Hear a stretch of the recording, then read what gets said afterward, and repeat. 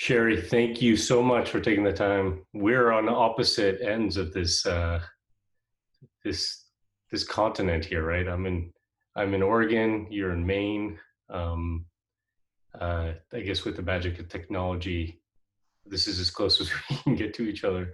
Even if we're in the same town, I guess we couldn't be right next to each other in any case. But it's good to see you again, even if it's virtual. Last time I saw you was over a year ago when we were in upstate New York. We spent a few days together talking about the prospects of a great unraveling, and here we are, right? Talking about the prospects of what we're living right Yeah. now. It's Yeah, funny, we didn't predict this, right? But we were talking right. about all these different issues and crises kind of coming together, and the possibility of things unraveling. And yeah, what a strange moment to find ourselves in now. How are Yeah. you coping with all that? I talked to Tim de Christopher, who was with us during that time, and I've also talked to Vicki Robin. Mm-hmm. And one of the things that it just strikes me is that it was almost exactly a year Yeah. when we were together talking about potential scenarios for collapse within our society, economic, climate, other forms of natural disasters and crises. And we didn't outline this specific crises, Mm-hmm. but we were having the discussion about where do we need to be moving in order to be best situated for any type of crises. Mm-hmm. And so I had been really working toward the goals that I established for myself during our time together over the past year, and now here we are, Yeah. in this moment of Yeah. um, you know really having to look at our reliance on failing systems and our lack of connectivity to the sources of our survival. Mm-hmm. So Yeah. And I really wanted to talk with you, I think specifically sort of in the context of what we've been seeing over the last few months around, I think some people recognizing a bit of the systemic and structural drivers of, you know, of inequality and being in wrong relationship with one another. I think there's been less of an emphasis and focus on wrong relationship with nature.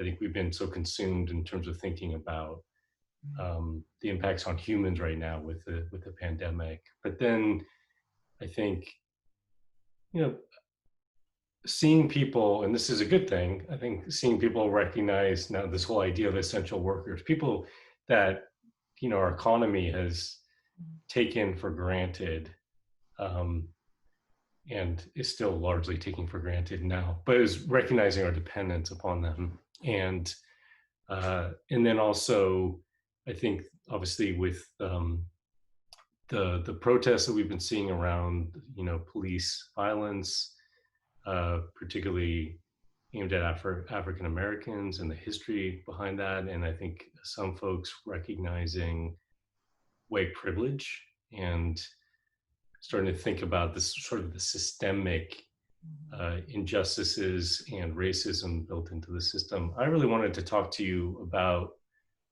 what feels to me like the deeper root causes of that, yeah. and when we were together, we talked a bit about sort of the colonization and the colonial mindset and the process of what you were calling decolonizing the mind. And so I thought maybe it'd be useful for you to at least just start with defining those terms. What does that even mean? Why is that relevant to people, especially in this moment?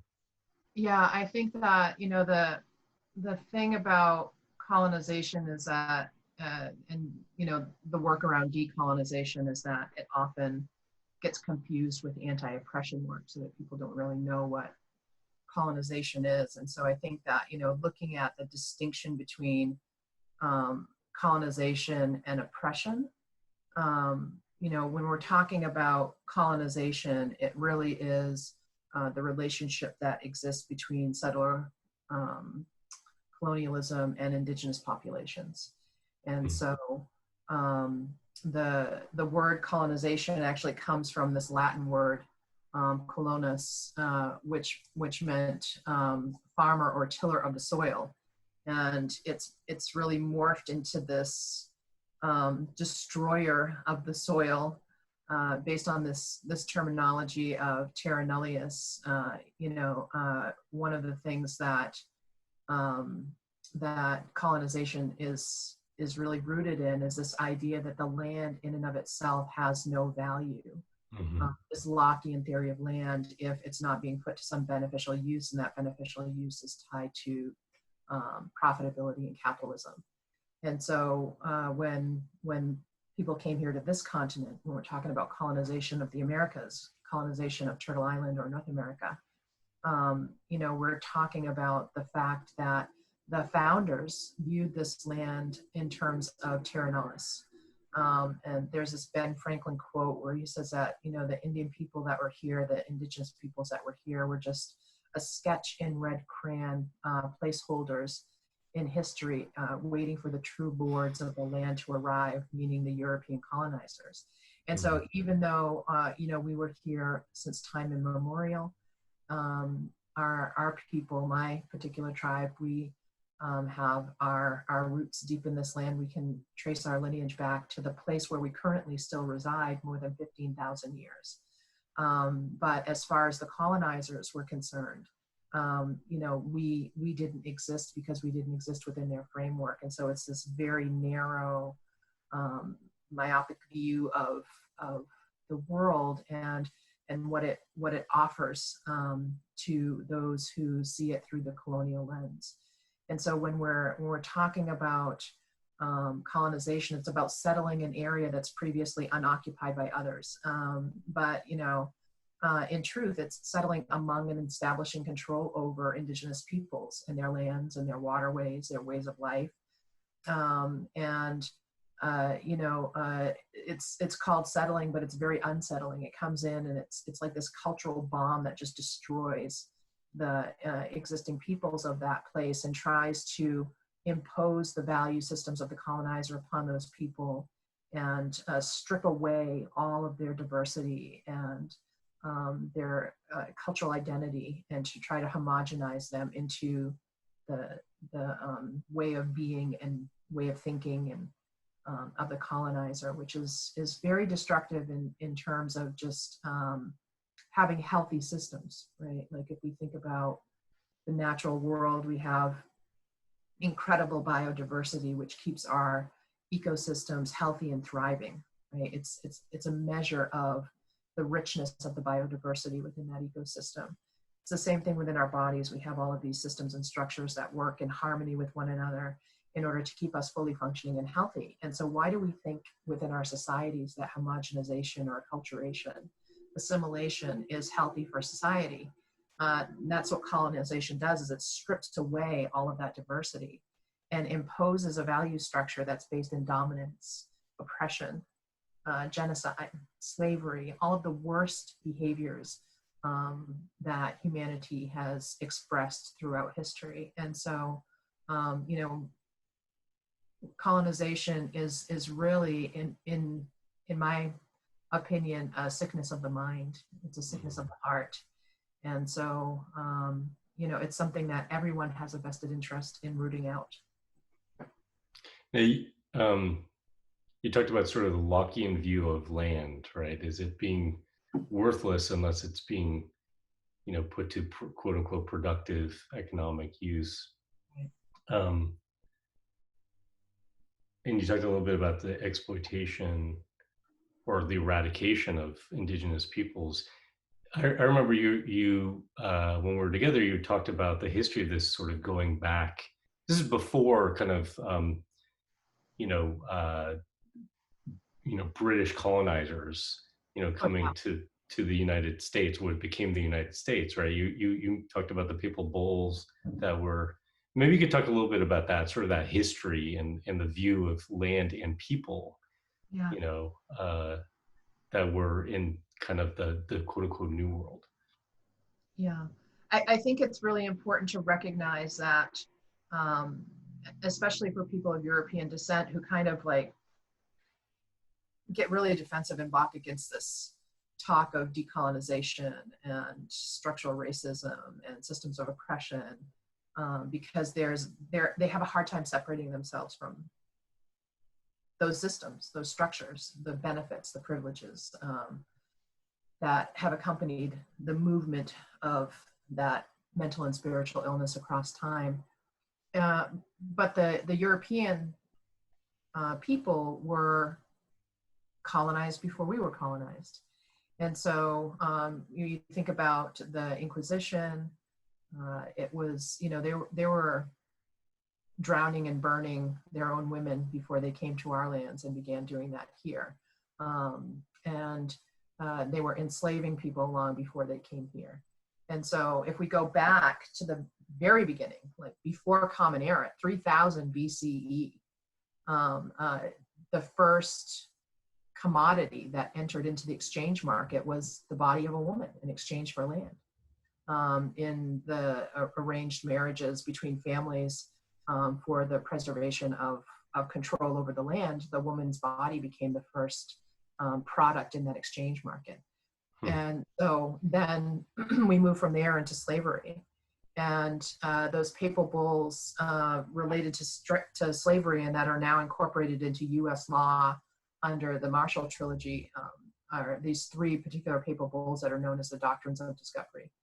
And what they were the Christian law of nations. They were three papal bulls that were put forth by Alexander IV and Nicholas IV.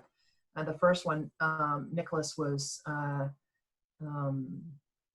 Dum Diversus, and in that one, it created the slave trade all the way from Cape Ohada all the way to the west, through the west coast of Africa, and split the hemispheres of the globe, and gave half to Spain and half to Portugal to control, to enslave people, to seek out and vanquish what they called enemies of Christ. So anyone who didn't belong to the Roman Catholic Church, they'd step out of their boat, they'd unroll their scroll, they'd read an edict, and if the person didn't respond in the manner that they thought they should, no consideration given for language barriers, then they were given permission by the Pope to slaughter them, to take all of their possessions, to put them into perpetual slavery. I mean, these are actual documents that you can trace the history of. And then Romanus Pontifex was another one of those three papal bulls. And the final one, Intus Terra, was the one that Christopher Columbus was operating on when he returned to the Americas to claim it on behalf of the Church of Rome. And so one of the first acts that the United States Supreme Court engaged in shortly after it was 35 years after the ratification of the Constitution of the United States, where the first amendment to the Constitution of the United States is the Establishment Clause, that there shall be no, favoring of the establishment of any religion within the laws of the United States. And what the United States did in the United States Supreme Court was they used the Christian law of nations and the Doctrines of Discovery in those papal bulls as the legal basis for dispossessing indigenous peoples of their lands, claiming that the United States was a successor in interest to those lands, based on the laws of conquest outlined in those papal bulls from the Roman Catholic Church.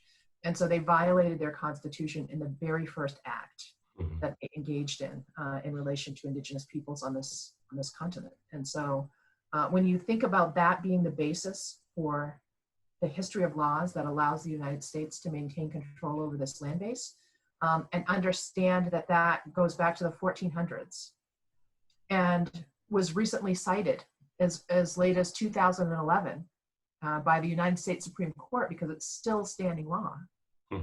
It boggles the mind, but it also helps us understand the deep grasp that these colonial histories continue to have on the ways that we engage with one another, functionally within the society.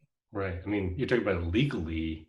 Right. It's also, I think, just mindset, and something I've been thinking a lot about is there's a reckoning maybe happening here a bit with our history, right now in the United States, and debates over statues, and and how it seems to be stretching beyond just taking down Confederate leaders, you know, to now changing the names of schools named after Woodrow Wilson, and, you know, even questions about, you know, George Washington, you know, our, you know, founding president, and all that. Um, I think grappling with that history is a really important thing. I I do wonder how systemic we are in thinking about it, how deep we're going, you know, because um, and again, this I think comes back to maybe a difference between the colonial mindset, and if you want to compare it to something like the indigenous mindset. Uh, there's the exploitation of people, like you talked about, and the exploitation of land, and those are very closely tied together, right? It's in the interest of the pursuit of individual happiness or profit or whatever. It's, again, it's putting the individual first Right. and seeing everything and everyone as an instrument of that economic, you know, priority, right? Which is everyone pursuing their own self-interest in a free market or something like that, or their, you know, what they're able to do with their property. And that feels like a real big part of this sickness too, and why we're here, not just with this kind of grappling with our racist past and trying to deal with the fact that we have an economic system that's really unequal, but also, even though a lot of people are maybe are not thinking about the environmental crisis that we're in right now, those are all connected. Well, I mean, yeah, they're absolutely connected. And you know, I think that one of the things that's difficult for people to really contemplate the depth of influence that these systems have on us.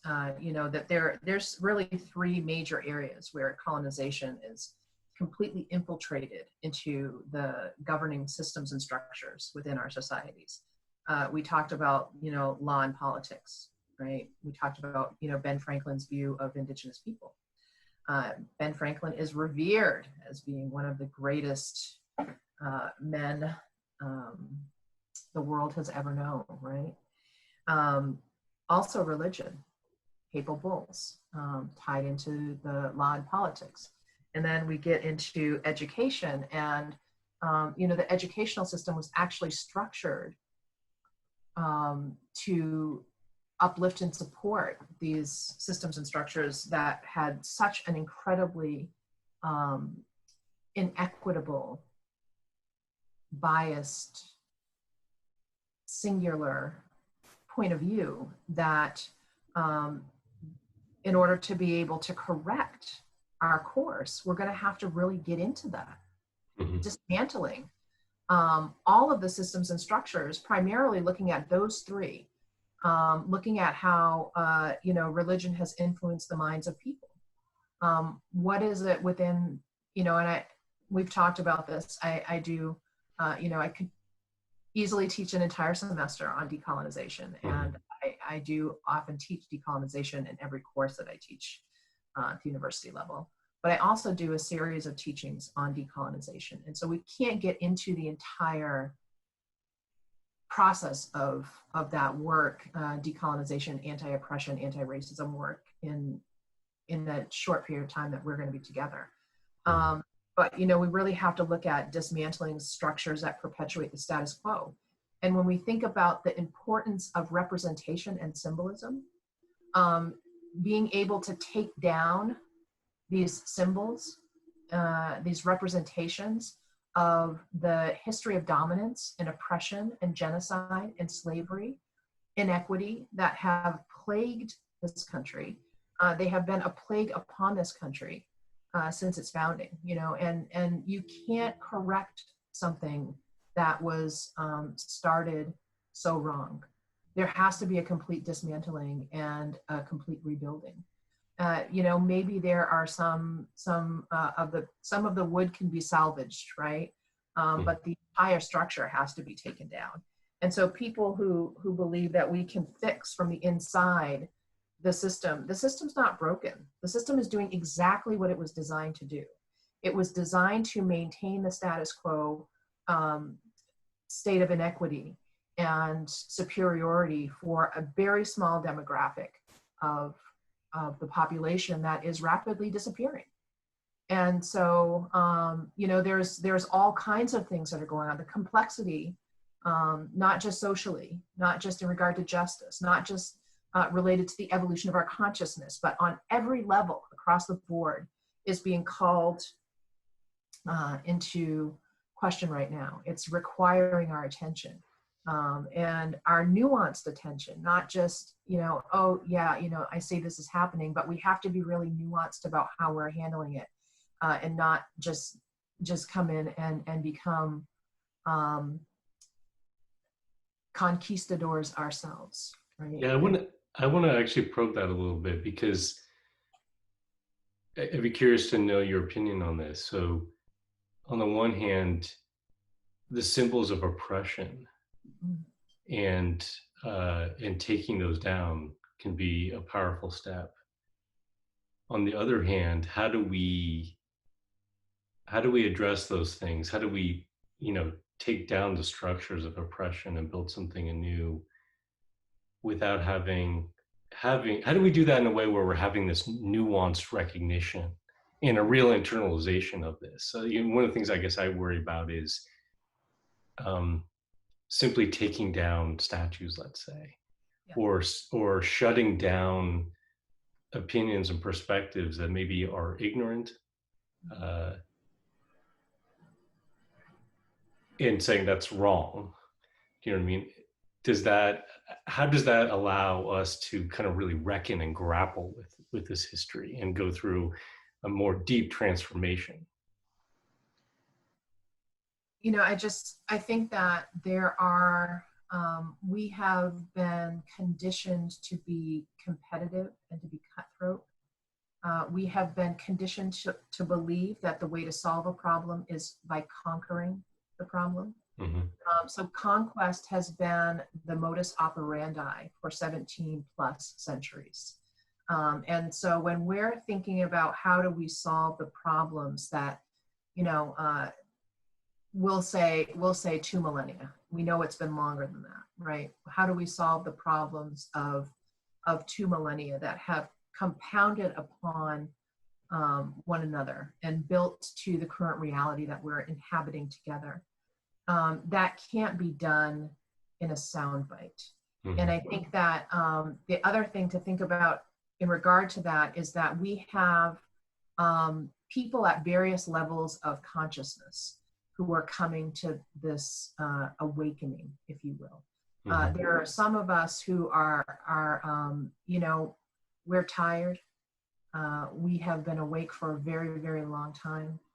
And then there are those who are just waking up. I was asked to do, I'm an Indigenous rights attorney, and I've been doing this Indigenous justice work for about 30 years at this point. And I had a young person jump into a discussion that I was invited to give on this particular platform, trying to inform me of all of the things that I've been actively working on for 30 years, because they didn't take the time to check into who I was, mm-hmm. what my history might be. And so you have this this exuberance amongst those who are just waking up. And you have the whole Extinction Rebellion thing that's not just a group, it's actually a very real resonant thing within our bodies, right? And you have this really toxic bullying,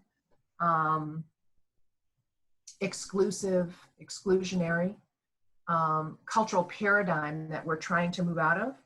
And as we're trying to move out of that, many people are using the very same tools, the very same ways of being that created the problem that we're in.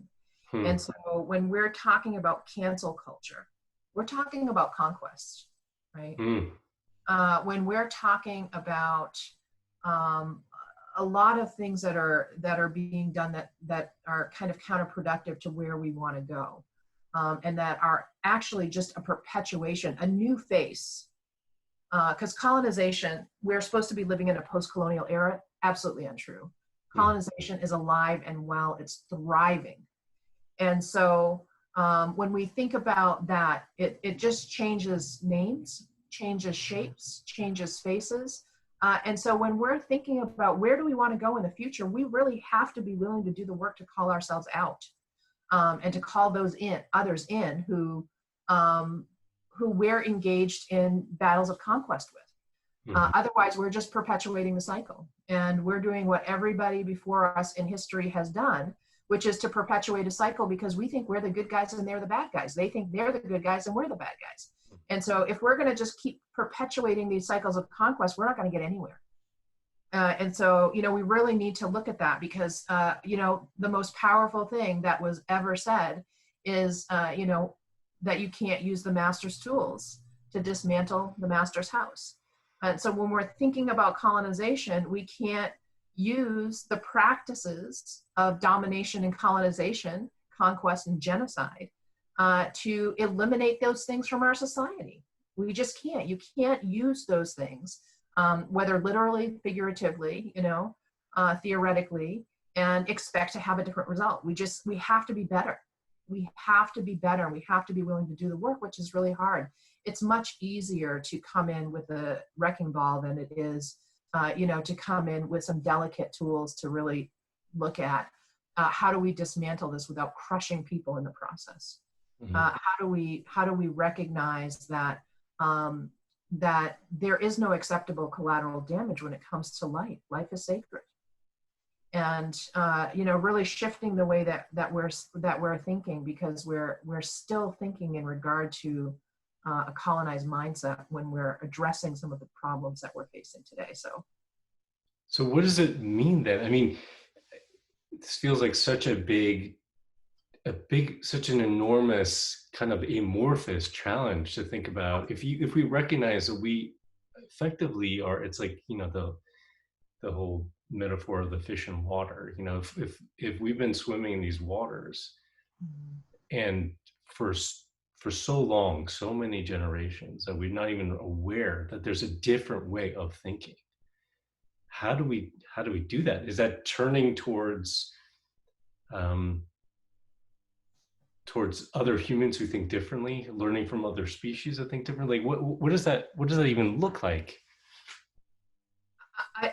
I think that one of the things, I did this class over the weekend for Next Gen, and looking at this moment that we're in right now. What this moment is this is a big test for us, right? And people think, oh, it's a test of our patience, it's a test of our perseverance, it's a test of, our intelligence in regard to intellect or emotional intelligence. This is a test of our conscious evolution right now. Mm-hmm. And so what we're actually having the opportunity to do, because everyone feels really isolated, but if you take 5 minutes at the beginning of anything that you do, and you tell the people, let's just close our eyes for a minute and let's just reach out energetically or spiritually or whatever and connect with a person that we're going to be having conversation with, you actually can feel them. You can feel them enter the room that you're in, right? And so what the test is, this is a test for us to realize that this whole notion of separation is an illusion. Mm-hmm. And that everything that we have created out of that illusion of separation has been destructive to life. It's been destructive to human beings. It's been destructive to societies. It's been destructive to the environment, to countless other species. We have 1 million species facing extinction right now as a result of human behavior largely. And so, and human behavior that's been driven by this belief in separation. And so we have to really go back. I mean, and that's the thing that seems kind of counterintuitive, is that when we're thinking about dealing with colonization, we're like, we want to move forward. But we have to actually go back to look at how all these systems and structures were created. What's the underlying ideology? How have we been conditioned to behave in certain ways by that ideology and by the presence of violence if we failed to, adhere to the strictures of the day, right? That's all conditioned behavior that happened over millennia. How have we been entrained to behave towards one another, to engage in certain ways of being in relationship to one another throughout the course of history? But also looking at this history of emotion. How have emotions been utilized to shame people, to create fear in people, to create hatred in people, that whole dehumanization piece that's connected to warfare? I mean, we have to be willing to really go deep into those types of things in order to be able to really address what's going on here. And we can't be using this cancel culture that's really part of the meanness culture of our past. It's part of the oppression. It's part of the conquest that we're trying to come out of in order to get somewhere else, because it's not going to get us there. It just won't do it. And so, you know, as we're moving through this process, we have to begin with ourselves. We have to really be willing to look at, how am I doing this personally, right? And then what we need to do is to not necessarily say, I'm going to throw all my seed on rocky ground. I'm going to try to convince my one neighbor who I know is racist and thinks that any kind of kindness toward another human being is socialism. I'm going to try to convert them to my way of thinking. Just a different form of conquest, first of all, right? But also what we need to do in order to build momentum, to be able to really move the entire ship forward, is to look for interest convergence points. So Derek Bell, who is a preeminent civil rights scholar during the civil rights movement, said that, you know, power concedes nothing without some beneficial interest to themselves. And so those in positions of power don't concede that power unless there's some benefit to that, to them for conceding power. And right now people are really pushing, like, well, if you want to stay alive, you know, it's in your benefit to move the way that we want you to, because we're going to use force, right? Again, that's conquest. It's the same kind of energy, the same kind of mentality and ideology that led us to this place in the first place. So can you find one thing that you agree with this neighbor on? Can you find one thing that you agree with somebody who seems diametrically opposed to you? And can you build on that one thing and say, okay, we both agree that it would be really beneficial if we had food security in our town for all of those people who are shut in right now? Can we agree that we need to figure out a way for people to be getting some fresh air in a way that doesn't create risk to other people's well-being? Can we agree on something? Is there anything we can agree on? Can we agree that we want, you know, our local farmers to be lifted up in some way that ensures that we're able to, you know, get what we need personally? There's something. You just have to look and you have to work to figure out what that something is. But there's always something that you can agree on and that you can begin to build relationship on, because that's really the key. This is really about what we call, you know, in Dilna Bamuk. And in my book, I talk about this in regard to the core values section of looking at all of life in regard to relationships. Everything is about relationship. What is my relationship with myself? What is my relationship with you? What is my relationship with the earth? We're in this situation because of the way that we have developed relationships with one another and with the earth. From our tradition, our history here in Chikobanaki territory, our story, mythology, hundreds of years old, this story of the first illness is that human beings fell out of alignment with life. Essentially, this is the Reader's Digest version of the story. Human beings essentially fell out of alignment with life, and the animals gave them illness to remind them of their interconnectivity with the rest of life. And, you know, so we have this story that's hundreds of years old that's been passed down through oral tradition that, you know, my great grandmother told my grandmother, who then told me, and then I tell my children. This story that actually defines the exact scenario that we are living in right now, where we are in a situation where human beings who fell out of alignment with the rest of the natural world created this destruction, and the animals gave us illness. And now we're being forced to sit and to think about what is our interconnectedness with the rest of life. You know, how can we make connections in ways that are different from the ways that we've been connecting in the past? you know, that may be more destructive to life, including the lives of those that we love. And so there's a lot of really fertile soil right now for a lot of this work. And so when we try to separate it out into little individual siloed pieces, we end up always coming back to the understanding that it's all interconnected. Mm-hmm. And that we can't really deal with any one piece without it affecting the whole, or without an understanding of the whole. We can't really start thinking about disconnected solutions because they're not going to be effective. Yeah. So it seems like a lot of this work is internal work, right? It's, I think, recognizing how we are separated from one another and from nature, and maybe trying to put that into practice differently. And I guess that does include the things, I mean, you talk about illness being nature's way of bringing us back into connection and recognizing our connectivity. It's really hard to do that. I mean, talk about this sort of colonial conquering mindset, right? Our whole thing right now is to defeat this virus, right?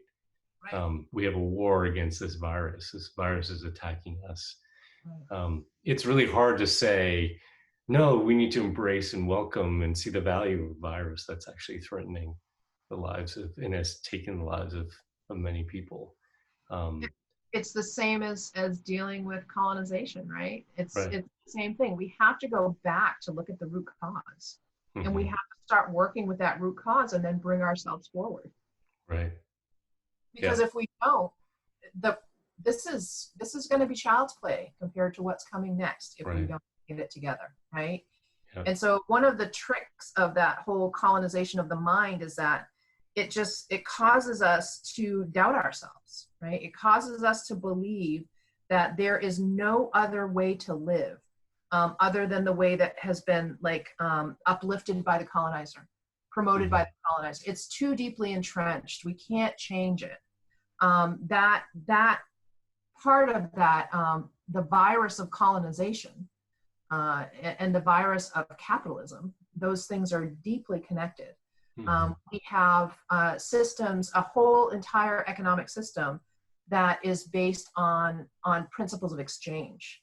And when you have principles of exchange, there's always going to be one side that is more benefited than the other. Right. There are always going to be those who are power brokers. And so how do we shift that whole value system so that we're not thinking about things in regard to an exchange economy, that we're thinking about things in regard to like these matrilineal, matricultural ways of being that are germane to my people.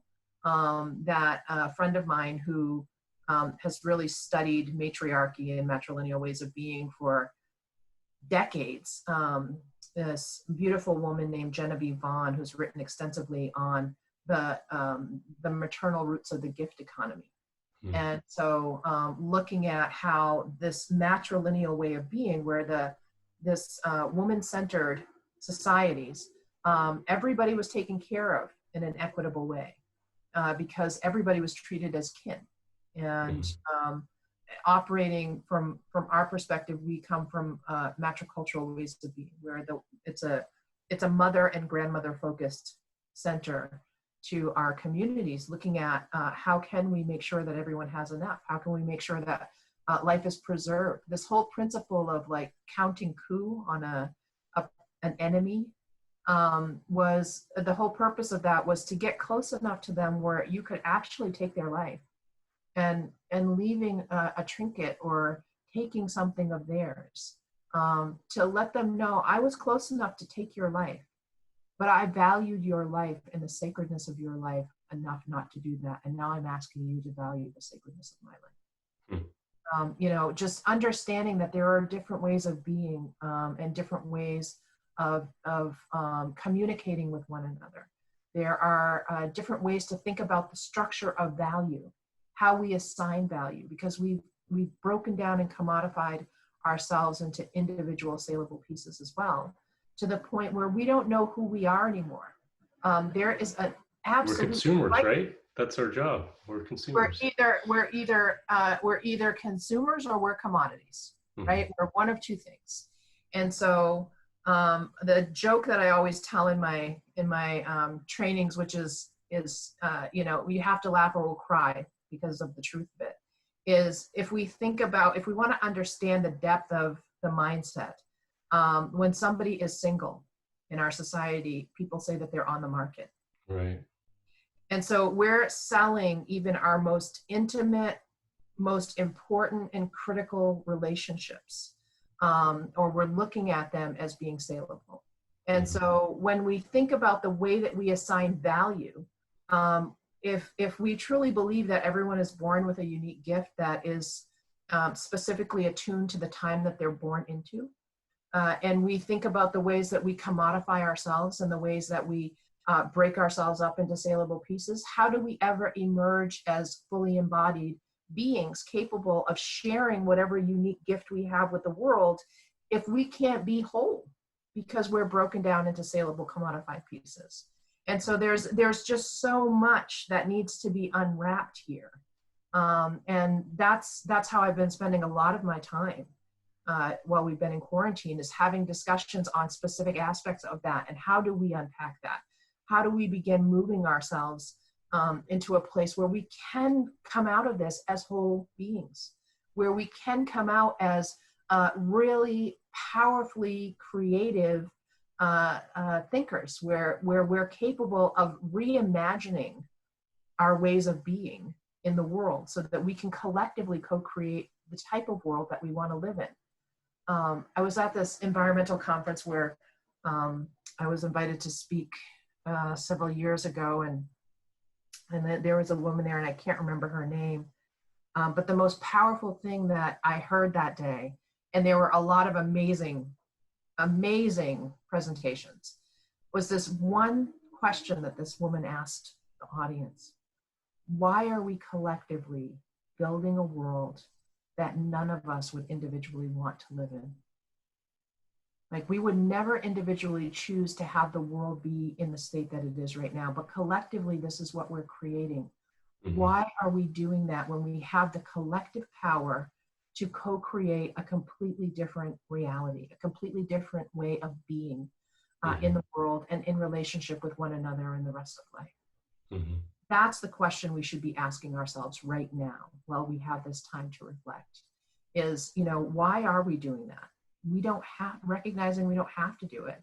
And then thinking about how can we collectively co-create something new that we're ready to actually walk into being when we are ready to come out of this, which I think is going to be at least another year. Yeah. At least. I really like thinking this as a moment to reflect. It's I mean, so much of our work at Post Carbon Institute and conversations we have like this one are around recognizing nuance and in understanding not only the interconnections between things, but recognizing that there are no simple solutions to them. And we have this, I think, for a lot of people who do want to, they are trying to right injustices, right wrongs, and to try to build a better future. There's this moment of opportunity, it feels like, here, and a kind of a quickening. You know, we certainly see people practicing kind of the disaster capitalism, you know, power grab, profit Pandemic grab. Profiteers. My friend Chuck Collins, Chuck calls it pandemic profiteering. Right, and we're seeing that, and I think on the other side, I think people with maybe more progressive values or social values are also trying to figure out how do we seize this moment. And you can look and you say there are really amazing things that are happening that sort of seemed improbable before, right? The idea of really challenging the police state, and how some cities are actually changing policy as a result of that. But I think what you're saying, or what I'm hearing, is that we can't be using the same tools, that created the system that we're trying to take down. And so when we're rushing sort of to do that and step into this moment, to be doing it with a mindset of conquering and attacking and destroying, these systems, we might be actually doing is just sort of reinforcing Mm. the almost the underlying energetic Right. properties Right. um, that will be just perpetuated in different form. And so we have to practice differently, which means stepping back, as you said, understanding the deep history of this. And I know sort of from the world of psychology, and when it comes to behavior, a lot of trying to reprogram behavior is, it's not saying I have to do this differently tomorrow. It's saying that the first step is to recognize that I just did something that I didn't want to do. And then the next time, maybe it's recognizing it when you're in the moment of actually doing it. It takes a while to get to a place where you can actually recognize it in advance. So Right. it's a process. Um, that's a hard thing to ask people to do, but it seems like that if we do have this moment of pause or reflection, the real hard work is to even go deeper than where people are taking it right now. Yeah. I just, first of all, I think you're absolutely right. I think that that we need to take it much deeper. And there are a lot of people who um, don't really know what that means in relation to them. And so one of the things that we also have to be aware of is the fact that not everybody is starting from the same place in regard to time of day. Right? Mm-hmm. And so if we think about the awakening in relation to time of day, I've been awake now for 23 hours, right? Mm-hmm. And somebody else may have only been awake for 5 minutes. And so, and then we span that awakening over 2,000 years, right, of history that we've Mm-hmm. that not everybody's operating at the same time of day, and we have to really be aware of that and be compassionate to some degree with that, and help them to recognize, you just woke up. Let me explain what's going on. This is what I know up to this point. This person knows a little bit more, and this person a little bit more. There are 2 points I want to make, but just to give you an idea, there is somebody who I've been friends with since I was 14 years old, and that was a few years ago. Given that I'm now a grandmother, and this person has never had to really contemplate their whiteness, and I was taken out of the high school that I was in, by my mother and my grandfather, because they would not allow Native students to enter into any college prep courses, because Native American students weren't smart enough to go to college. And so, and I was sent away to school. And if I were to sit with her today and ask her, why did I have to leave that school? Well, your family didn't like the people you were hanging out with, or, they didn't think that you were focusing enough on your studies. It's not within her realm of reality that the reason why I left that school was because the principal of the school was such a racist that it was his policy that no Native students were allowed to enter into any AP courses, period. Right? And so different times of day. I've known this person for, like I said, 36 years. We've been friends, but she just woke up a few minutes ago. Mm-hmm. Right? And so it doesn't make her a bad person. It just means that she has a lot of work to do to get to a place where she can contemplate at the level of depth that maybe you and I can start really thinking about some of these things. Mm-hmm. But there's 2 points that I wanted to make. One is that when we're thinking about this process of dismantling internalized oppression, decolonizing our hearts and minds, we have to recognize that what has been done to us has been this systemic deculturalization, right? That our cultural ways of being and knowing, the process is to strip those away from us. And what people don't realize, because you ask somebody, what are American values? And they say, oh, liberty and freedom, baseball and apple pie, right? Mm-hmm. They really can't go any further than that. They really can't think about this value system other than in cliches.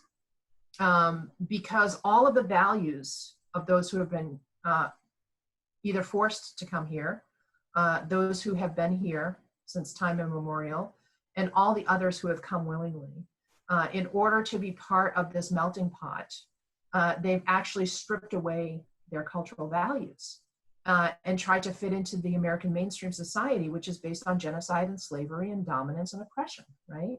Mm-hmm. And so we have to recognize that deculturalization that has occurred within us and right that wrong before we can start addressing the systems that maintain those ways of being, because we're going to bring the same values into the process, right? And so if I look at what are my core cultural values as Kajuniwe Apit, as an Indigenous woman, I have to look at my relationships, because for us, that's at the core. You know, Pasilda and Nabamuk, I recognize that I am related to all life. And from there, I begin to build a worldview that contains all of these values that are all defined in accordance with varying levels of relationship, and cooperation and inclusion.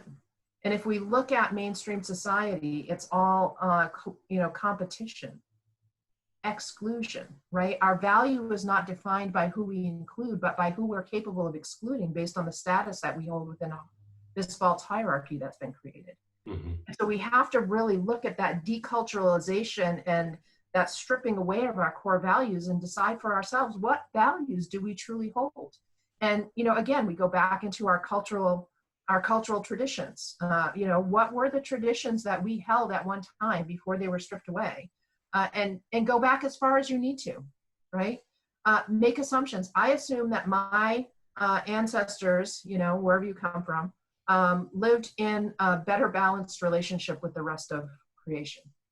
I believe that my ancestors, because I know enough to know that our humanoid species survived based on principles of community, cooperation, and collaboration, Mm-hmm. were more communal, cooperative, and collaborative, right? And then look at what evolution has taught us. It doesn't favor any one species, right? I think that Barbara Marx Hubbard said this at one point in time, that most brilliantly and concisely, that what evolution favors is it favors a purpose that is aligned with greater cooperation and higher levels of consciousness. And so it doesn't favor strength. It's not survival of the fittest. It's survival of the kindest, survival of the most cooperative, survival of those who are willing to evolve their consciousness towards a higher order, ordered state of being.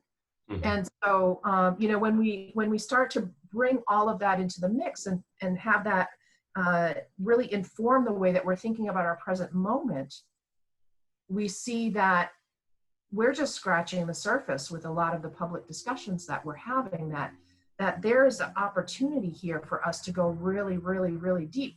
And it takes practice, right? Like you were saying, maybe the first time out you don't do it, maybe the second time out you don't do it, maybe the third time out you don't do it. There was a friend of mine who sent me this thing that this spiritual teacher or motivational speaker once said, and he was talking about something that a woman had done in one of his classes. She wrote this on he had them write down the 5 stages of life and growth, right? And she said the first one was, I walked down the street, there was a big hole and I fell in it. Step 2, I walked down the street, there was a big hole, I saw it and I fell in it. The third day, there was a big hole, I saw it, I tried to avoid it, but I still fell in it, right? And the first time, it took me forever to get out. The second time, I got out a little faster. The third time, I got out a little faster, Maybe you learn to carry a rope with you, right? By time.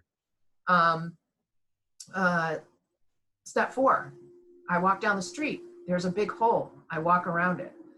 Step 5, I walk down a different street. Right? I mean, and this is the process that we're in the midst of. right now we're using these same ideas and philosophies. We're walking down the street and we're falling in the hole. We're walking down the street, we see the hole, we're falling in the hole, right? We walk down the street, we see the hole, we try to avoid the hole, we're falling in the hole. We have to be willing to walk down a different street. We have to be willing to change the way that we're doing things, to recreate a more aligned and humane and equitable and just set of values for ourselves and for all those around us. You know, really be willing to look at ourselves, no matter how woke we think we are.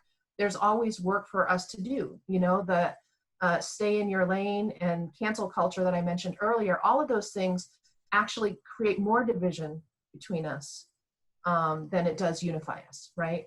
It doesn't amplify individual voices. All it does is it creates an echo chamber for one particular lane. And, you know, if we really want to be listening to one another, we have to be willing to open up the space for that listening to occur. And so, you know, there's a lot of really incredibly deep work that needs to take place at this time.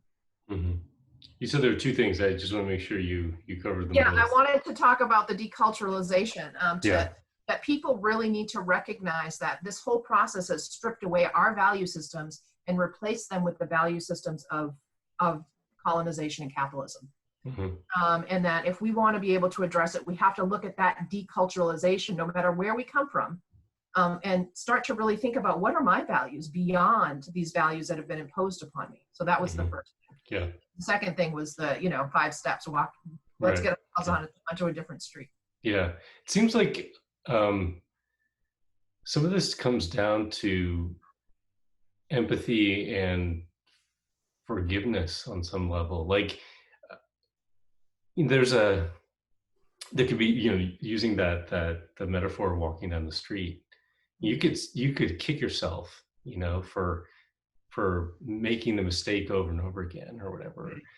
And you could also, I think, for those of us who, you talked about going deep into our history to rediscover the values of our peoples, wherever we come from.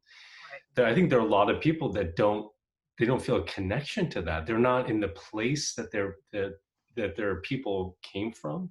They're not connected to that land. They're not necessarily connected to that culture. You know, maybe that culture has been, in a sense, gone for a long time. It had been replaced, you know, for a long time. And so not only is that a difficult journey to try to find that, you know, and I think this is where sometimes people try to appropriate other cultures, that maybe it's a little bit more visible, you know, because you feel like it's tangible. I can hold on to that one. There's also just a lot of, I think, pain in feeling that loss, and maybe pain in saying that I've been part of this system that, and I don't even know necessarily how to think differently. You know, there's, to recognize that is painful, you know, and I think, and so I think we have to actually have empathy for ourselves in that process. And then maybe that would help us have empathy for others who are not, you know, you talk about the, you know, the time of day, they're even further behind than us.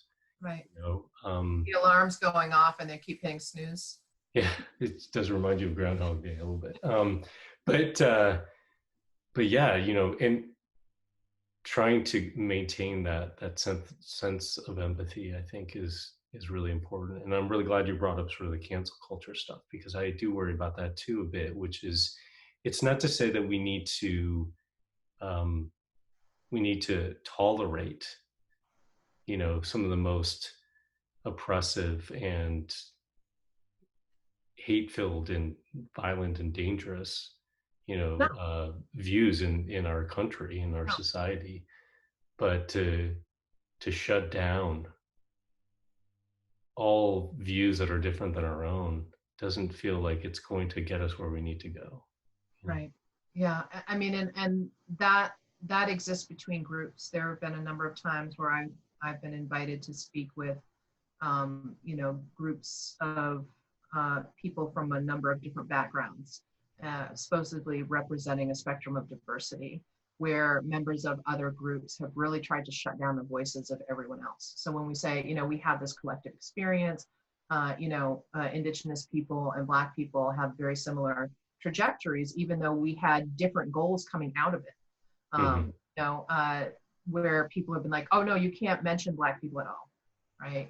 Oh, you're not allowed to talk about trans people at all. You're not this, then you have no right to talk about how it might interface with what you're doing. How do we ever form unity if even a basic saying, a sentence that we have similar trajectories, in regard to genocide and slavery.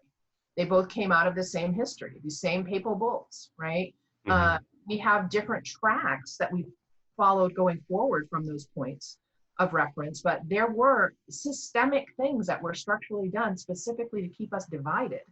And we have to actually look at those things, and we have to look at them together. And we have to be able to talk about how we've both been impacted. How have I been impacted by that? How have you been impacted by that? How has that impacted the way that we view one another, that we relate to one another, that we work with one another? How have our goals, shifted and our paths diverged from that point? Because I think that Black people have done a really good job of trying to fight their way into the system, to find a place at the table, right? Because that was their goal. They wanted an equitable place within the system. Largely, Indigenous peoples have wanted to be left out of the system. We just want to live our way of life. We want you to stop taking our land. We want you to stop condemning and outlawing our religion, our ways of being, our ways of knowing. We want you to stop taking our cultural ways of being and turning them into commodities. And just let us be who we are, and to live, what we here in our territory call Skidjinawibamosawag, and this Indigenous way of life that is meaningful to us, which is most meaningful to us, right? And so different goals, different paths, but still coming out of the same toxic soup, right? Still being impeded in our progression along our collective paths, that two-row wampum, right? Like we're traveling different paths, but they're parallel paths. And how do we look at honoring and respecting one another within those parallel lines? And how do we reach across and work together so that we're empowering more people to actually join the movement? Because this idea that oneness and sameness are equal is a huge obstacle to us, and that's another thing that I talk about in my book, is that, oneness and sameness are not equal. And so when we think about sameness, and we only want to listen to people who are saying the same thing that we're saying, right? We only want oneness to be achieved by people believing what we believe. That's not oneness, that's sameness. Right. And sameness is homogeneity. Homogeneity is the quickest way to kill a system, right? I mean, just think about that with agriculture, monoculture, what we're doing to biodiversity, it's the same thing, right? It's exactly the same thing. And so, we have to be willing to look at that, because, the whole concept of oneness is really about how do we transcend our differences, right? Find the commonalities, those interest convergence points, benefit from the lessons that we've each learned, integrate the knowledge into the whole, and then all cycle forward together, allowing us to remain intact in the process. We're not grist for the mill to be ground down into this one, disgusting soup, right? Inside this melting pot, we're meant to move forward as a whole system, intact, thriving with our biodiversity, undiminished. And so, doing that requires us to actually show up and do some work. And it's not easy. So along those lines, what would you say to someone listening to this conversation, and I know that people are, again, thinking about the hours of the day, the time of day, people are in different places. So, but would you have a recommendation for folks who want to think about how they can use this moment of reflection to go deeper? Well, I think that, really looking at and listening to the voices of those who are more knowledgeable, and maybe just, starting out with a mantra, there are people who exist who are more knowledgeable about some of this stuff than I am, right? I think that we've been taught that it's a sign of weakness to admit that we don't know something. It's actually one of the greatest signs of emotional intelligence and of spiritual intelligence that we have, is to admit that we don't know something, to remain humble, to be open to continue to learn. I think that's really important. But then to reach out to those who have a different perspective, a set of tools or resources that maybe we don't have available to us because we haven't had the time or the inclination to develop them up to this point in our lives.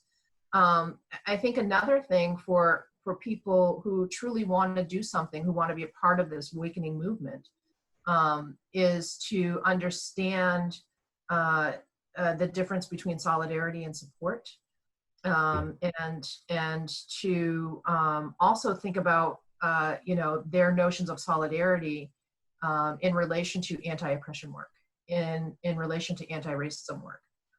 There are so many people who I know are really, really good people, some of them that I really care about, who are using this moment to really promote an image of, look how woke I am. Right? There's a friend of mine who's got a huge platform and big social media following, who posted a picture of herself holding, this, what are those? I can't think of the word. We'll just say holding a mic, okay? Okay. And there were 3 Black women standing behind her, and she's a white woman. The symbolism of that is powerful, right? I'm so woke, I'm going to stand out here in front of these Black women and I'm going to tell the world how it is, right? From an anti-oppressive standpoint, right? Like really meaningful support for Black, Indigenous, or other people of color. It cannot be directed by white people.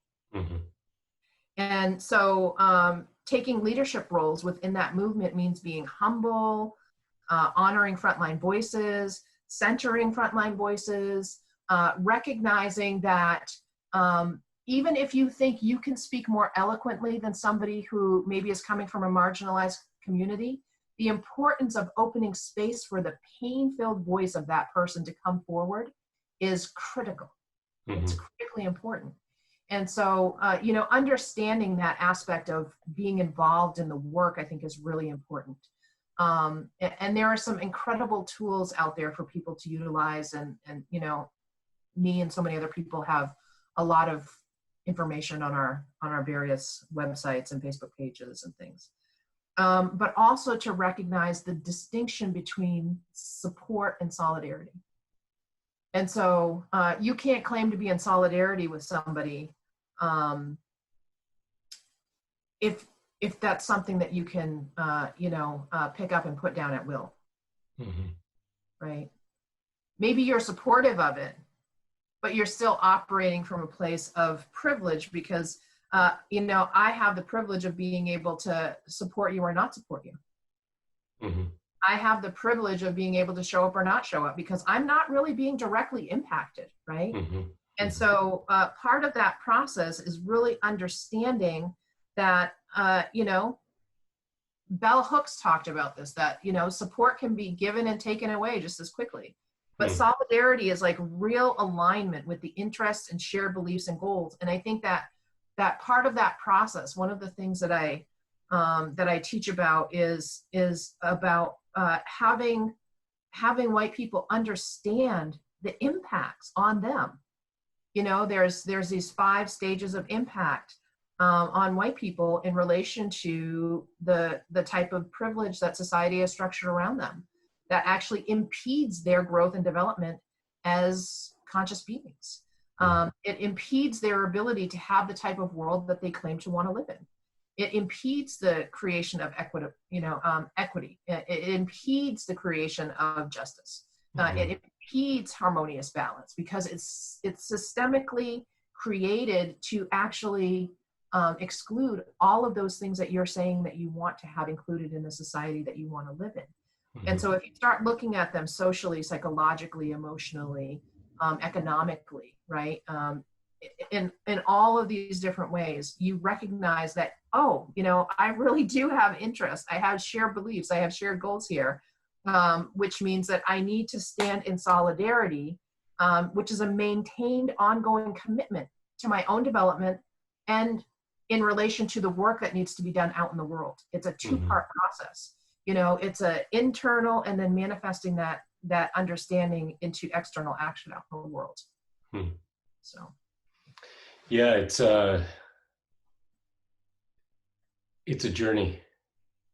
Sounds like not a quick solution. Let's, go out in the street and show our solidarity by joining a protest, which is, I'm not painting that at all, but that's supportive. Yeah, that's not solidarity, that's supportive, right? And then I'm going to go home and I'm going to walk home, right? Because it's a nice night out, we had this great action. Now I'm going to walk home, and I'm going to walk home, and I'm going to walk home with the expectation that I'm not going to be violated on my way there. I'm going to walk home with the expectation that I'm probably not going to get killed by the police between here and there, right? And recognizing that the simple things that you're doing, people of color have been killed for doing. It was illegal for me to speak my language or to practice my ceremonial ways of being until almost 1980, right? The American Indian Religious Freedom Act was passed in 1978, and then it had to go through that whole process. And so, it was close to 1980 before it was no longer illegal for my language to be spoken in the United States, and on Turtle Island, where the language originated. And so, people just can't grasp that there's the state of privilege, but imagine what would happen if somebody came in from somewhere else and said, you're no longer allowed to speak English. You have to now speak this language that you don't understand. We're going to punish you every time you don't do that. And understanding the power that's in that language, right? That's another thing when we think about the way that we frame things, the words that we use, just as important as the symbolism and the representation. Language of conquest, language that derived out of conquest, is structured in such a way to promote and to uphold conquest. And so if you have a language that's been forced upon people, that has developed and grown and integrated as a result of conquest, domination, colonization, and all of the nefarious practices that are associated with colonization, there's actually an inherent level of violence within that language that you're going to have to check yourself on when you're choosing your words. It's work, right? Yeah. You can do one thing. You can go out and you can pick up one book. You can talk to one person with the intent of understanding, not with the intent of communicating anything back, but just being really, truly receptive. Right? Yeah. You can do one thing, and maybe you talk to one person, and then you really, let that process through for several weeks or months or whatever, and then you take it a step further and say, okay, what are the questions that come out of this, right? You can start doing simple things like, if we think about the colonization of our educational systems, who have the educational systems been designed to support, and what point of view have they been designed to uplift, right? So when we think about education, I think it's important to ask, who developed the educational materials that guided our learning? Who was it that, whose point of view is being represented here?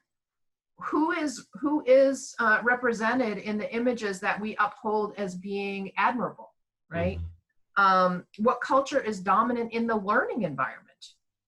One of the things that I think is just so profound is that people in this country seem to look at having another language as being a deficit rather than a benefit, right? And so if somebody comes to this country and they speak a different language, or if somebody is born in this country and they speak a different language than English, that's viewed within our educational systems as being a deficit.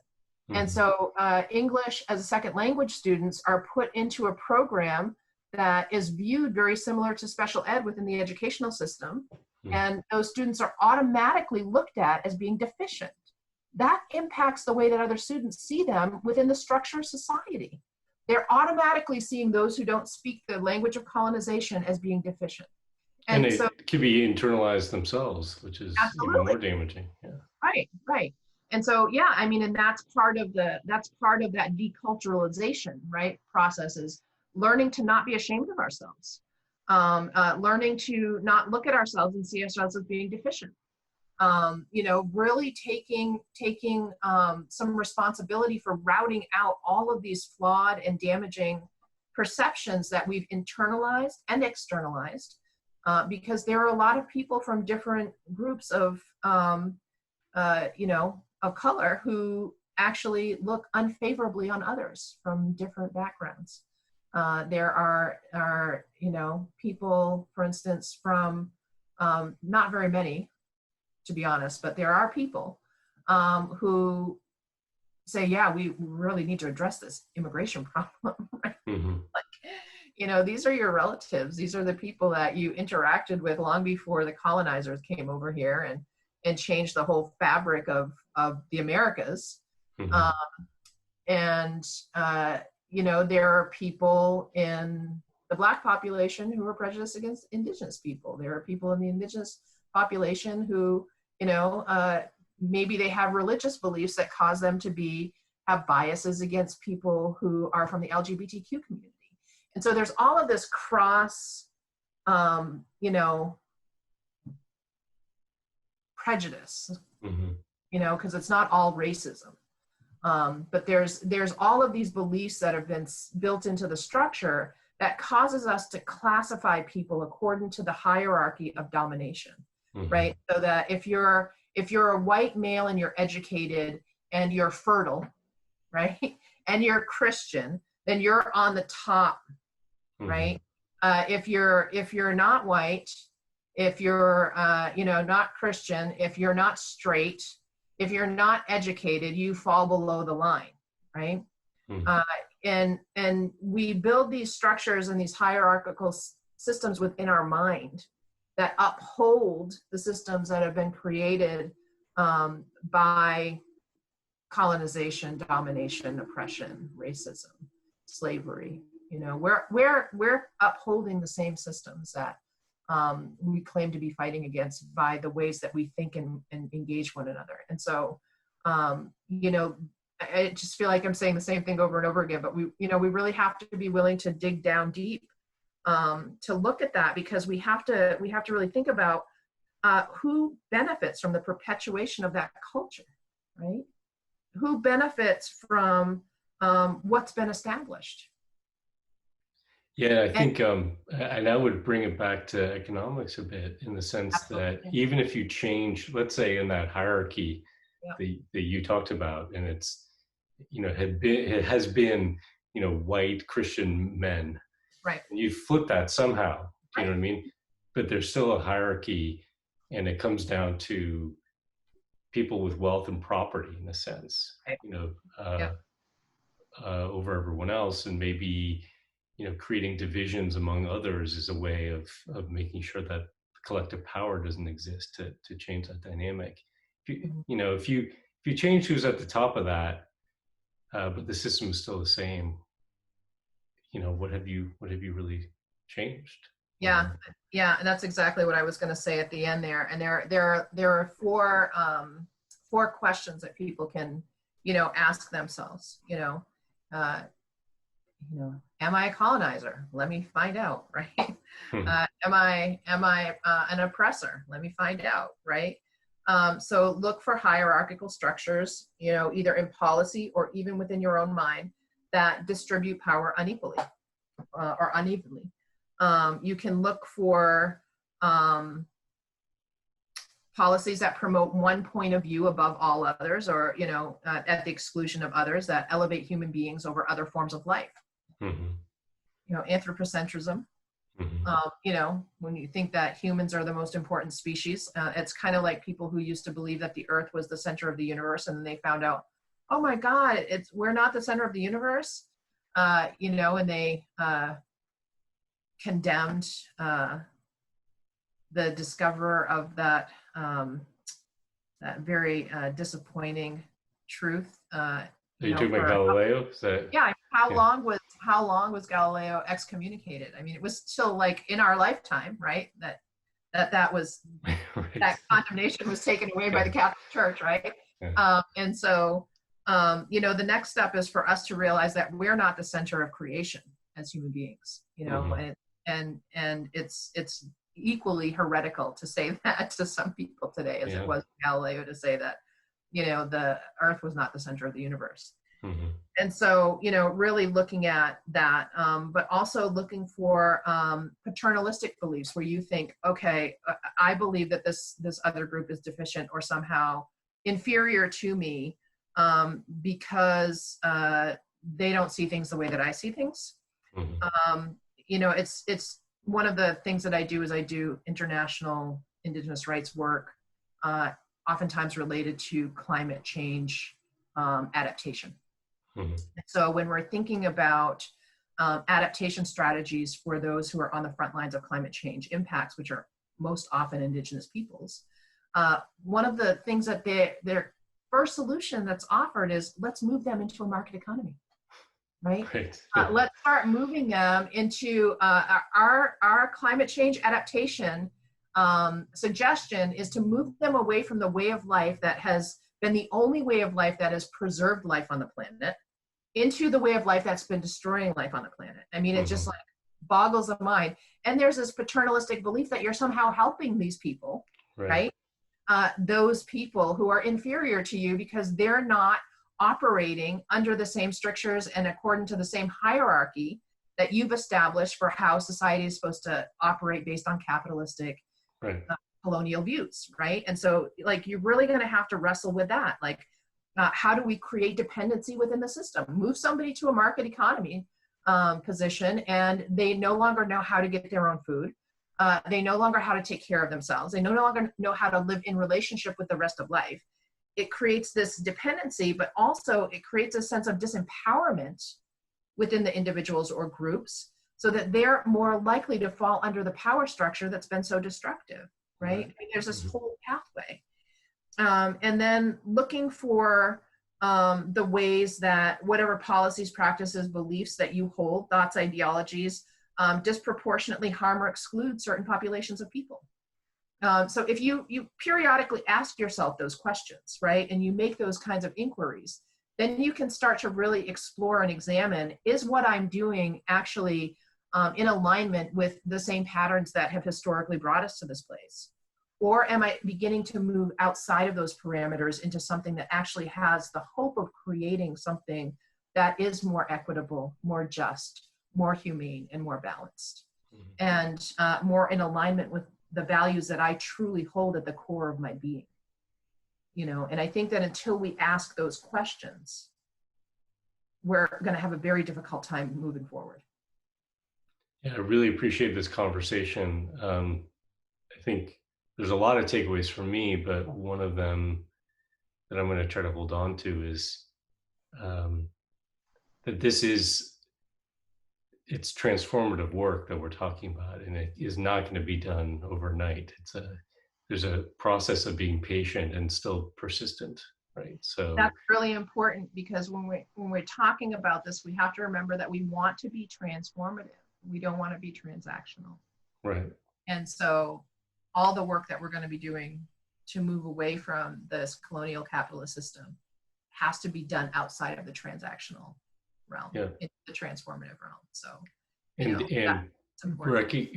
it's recognizing the system and getting maybe more and more practiced at recognizing in these moments, and then trying to imagine something different and being maybe patient with ourselves for how challenging that is, because I'll speak for myself. I'm a product of these systems, and to think that I can suddenly think outside of that, and practice that consistently, I think is unrealistic, which is not to say we should be apathetic about it, but empathetic with ourselves, and see this as a long game, not necessarily like a quick fix. I mean, the elders always tell us that too. Like, this is, it's cliched, but it's absolutely true. This is not a sprint, it's a marathon. The work that I'm doing in regard to working to create a more equitable, just, humane, compassionate, and balanced society was work that my 10th generation ancestors were doing, right? But also, I don't know if you remember when we were together, one of the things that I said was, there was some real emotion in the room. when we were talking about what our likely future, immediate future looked like. Mm-hmm.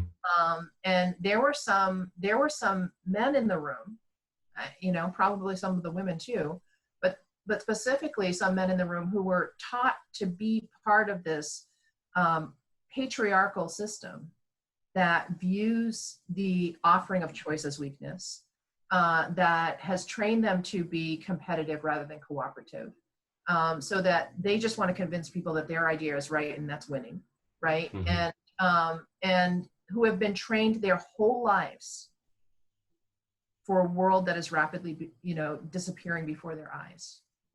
And so there's incredible pain in that, right? When we talk about trauma, we talk about a traumatic experience. A traumatic experience is something that puts us in a position of either immediate or long-term destruction of self in some way.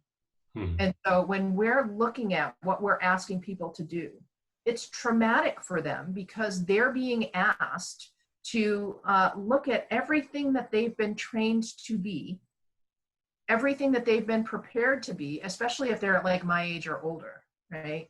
Mm-hmm. So, if they're in their 40s, 50s, 60s, 70s, 80s, if we look at, all of the people who are in that age group, they've been trained their whole lives, moved into their careers, been functioning in the world in a way that is not only becoming less relevant, but less accepted. Mm-hmm. That's traumatic. That's a destruction and deconstruction of a self that they have spent decades building an identity around. Mm-hmm. And we have to recognize and be compassionate with that process, and not just say, okay, boomer, right? Right. Yeah. These are people who have been doing what they thought was the right thing, a lot of them, because this is what society told them they were meant to become. This is how society told them they were supposed to behave. Mm-hmm. This is the role that they were supposed to be in,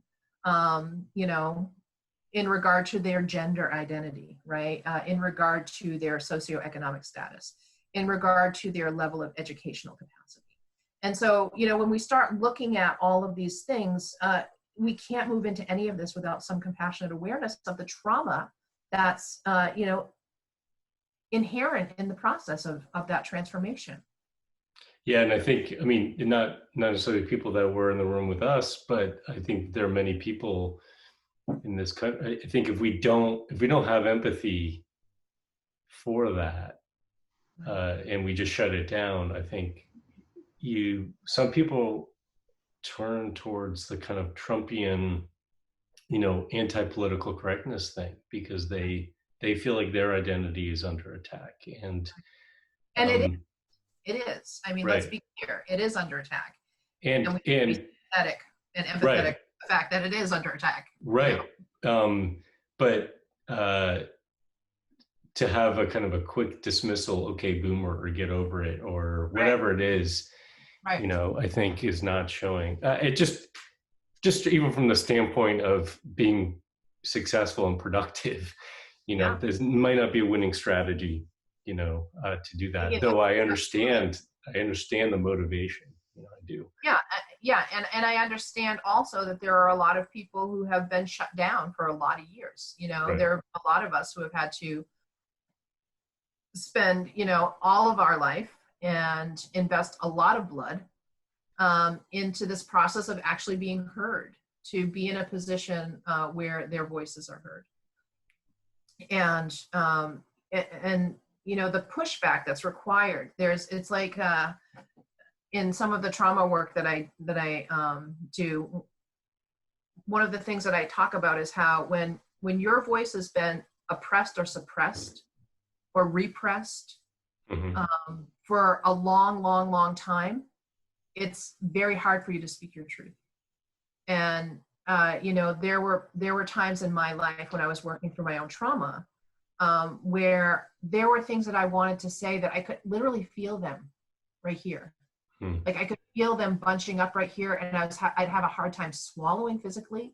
I felt like I was suffocating, and they couldn't get out. Right, this is where the seat of our will is right in this center here, And I needed to use an incredible amount of force eventually to get those things out. So when I first started speaking, it came out with a lot of force and a lot of anger and a lot of energy, because the energy that was required to move past that blockage of the oppression, suppression, and repression of my voice, you know, was still that momentum of that was still coming forward.